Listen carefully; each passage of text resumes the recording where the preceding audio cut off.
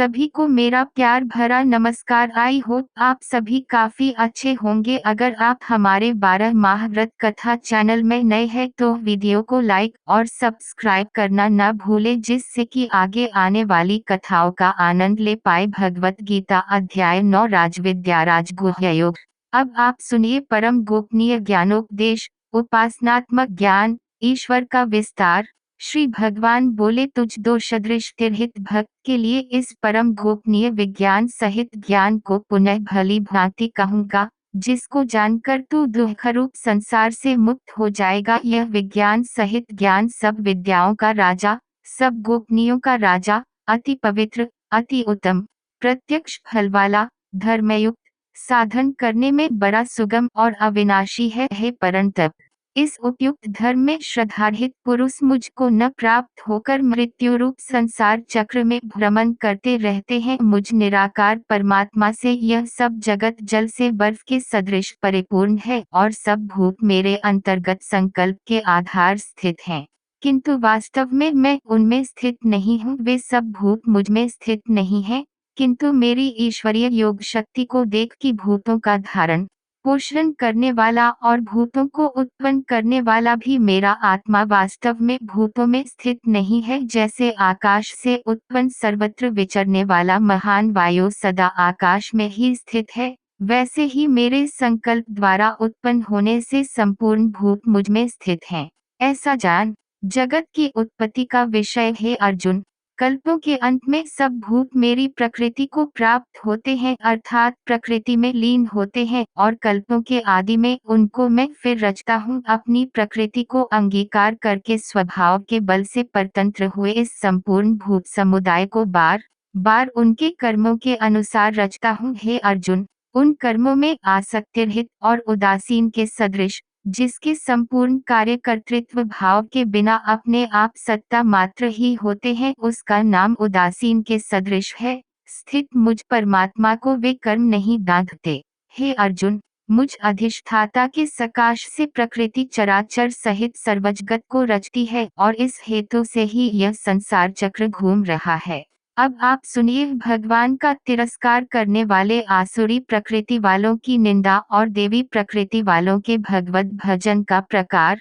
मेरे परम भाव को न जानने वाले मूढ़ लोग मनुष्य का शरीर धारण करने वाले मुझ संपूर्ण भूतों के महान ईश्वर को तुच्छ समझते हैं, अर्थात अपनी योग माया से संसार के उद्धार के लिए मनुष्य रूप में विचरते हुए मुझ परमेश्वर को साधारण मनुष्य मानते हैं।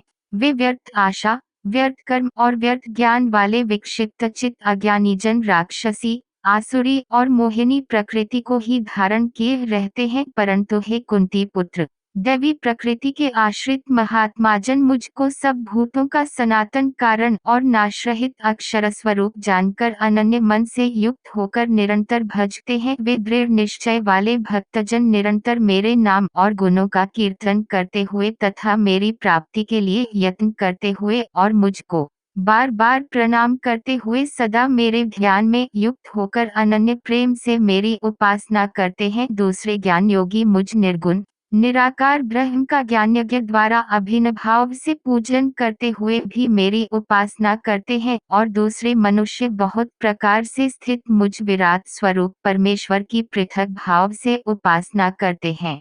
अब आप सुनिए सर्वात्म रूप से प्रभाव सहित भगवान के स्वरूप का वर्णन। क्रतु में हूँ, यज्ञ में हूँ, स्वधा में हूँ, औषधि में हूँ, मंत्र में हूँ, घृत में हूँ, अग्नि में हूँ और हवन रूप क्रिया भी मैं ही हूँ। इस संपूर्ण जगत का धाता अर्थात धारण करने वाला एवं कर्मों के फल को देने वाला, पिता, माता, पितामह, जानने योग्य, पवित्र ओंकार तथा ऋग्वेद, सामवेद और यजुर्वेद भी मैं ही हूँ। प्राप्त होने योग्य परम धाम, भरण पोषण करने वाला, सबका स्वामी, शुभाशुभ का देखने वाला, सबका वासस्थान, शरण लेने योग्य, प्रत्युपकार न चाहकर हित करने वाला, सबकी उत्पत्ति प्रलय का हेतु, स्थिति का आधार, निधान, प्रलय काल में संपूर्ण भूत सूक्ष्म रूप से जिसमें लय होते हैं उसका नाम निधान है, और अविनाशी कारण भी मैं ही हूँ। मैं ही सूर्य रूप से तपता हूँ, वर्षा का आकर्षण करता हूँ और उसे बरसाता हूँ। हे अर्जुन, मैं ही अमृत और मृत्यु हूँ और सत असत भी मैं ही हूँ। अब आप सुनिए सकाम और निष्काम उपासना का फल। तीनों वेदों में विधान किए हुए सकाम कर्मों को करने वाले, सोम रूपे को पीने वाले, पाप रहित पुरुष, यहाँ स्वर्ग प्राप्ति के प्रतिबंधक देव ऋण रूप पाप से पवित्र होना समझना चाहिए। मुझको यज्ञों के द्वारा पूजकर स्वर्ग की प्राप्ति चाहते हैं। वे पुरुष अपने पुण्यों के फल रूप स्वर्गलोक को प्राप्त होकर स्वर्ग में दिव्य देवताओं के भोगों को भोगते हैं। वे उस विशाल स्वर्गलोक को भोगकर पुण्य क्षीण होने पर मृत्यु लोक को प्राप्त होते हैं।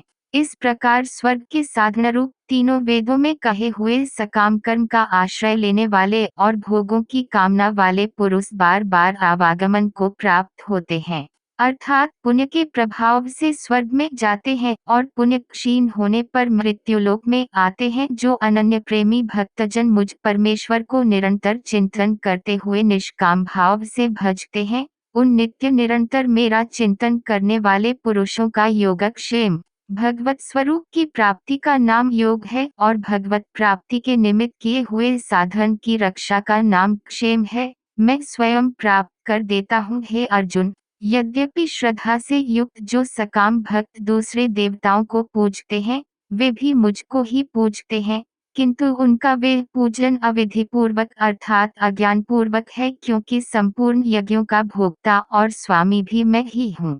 परंतु वे मुझ परमेश्वर को तत्व से नहीं जानते, इसी से गिरते हैं अर्थात पुनर्जन्म को प्राप्त होते हैं। देवताओं को पूजने वाले देवताओं को प्राप्त होते हैं, पितरों को पूजने वाले पितरों को प्राप्त होते हैं, भूतों को पूजने वाले भूतों को प्राप्त होते हैं और मेरा पूजन करने वाले भक्त मुझको ही प्राप्त होते हैं।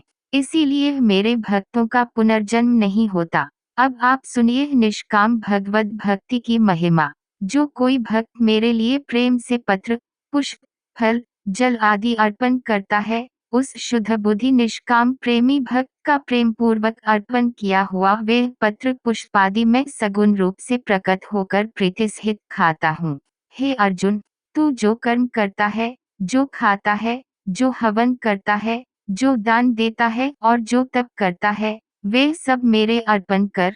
इस प्रकार जिसमें समस्त कर्म मुझ भगवान के अर्पण होते हैं, ऐसे संन्यास योग से युक्त चित्त वाला तू शुभाशुभ फल रूप कर्म बंधन से मुक्त हो जाएगा और उनसे मुक्त होकर मुझको ही प्राप्त होगा।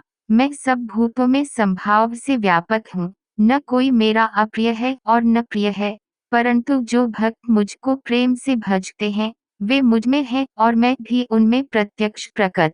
जैसे सूक्ष्म रूप से सब जगह व्यापक हुआ भी अग्नि साधनों द्वारा प्रकट करने से ही प्रत्यक्ष होता है, वैसे ही सब जगह स्थित हुआ भी परमेश्वर भक्ति से भजने वाले के ही अंतःकरण में प्रत्यक्ष रूप से प्रकट होता है।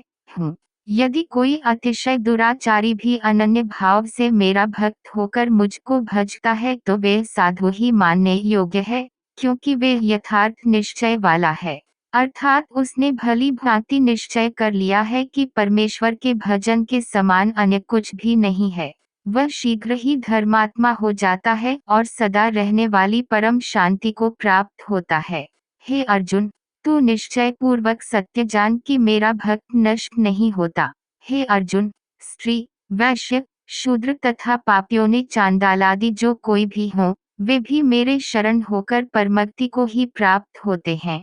फिर इसमें कहना ही क्या है। जो पुण्यशील ब्राह्मण था राजर्षि भक्तजन मेरी शरण होकर परम गति को प्राप्त होते हैं। इसलिए तू सुखरहित और क्षणभंगुर इस मनुष्य शरीर को प्राप्त होकर निरंतर मेरा ही भजन कर, मुझ में मन वाला हो, मेरा भक्त बन, मेरा पूजन करने वाला हो, मुझको प्रणाम कर। इस प्रकार आत्मा को मुझ में नियुक्त करके मेरे परायण होकर तू मुझको ही प्राप्त होगा। श्री कृष्णार्जुन संवादे राजविद्या राजगुह्ययोगो नाम 9वां अध्याय संपूर्ण हुआ।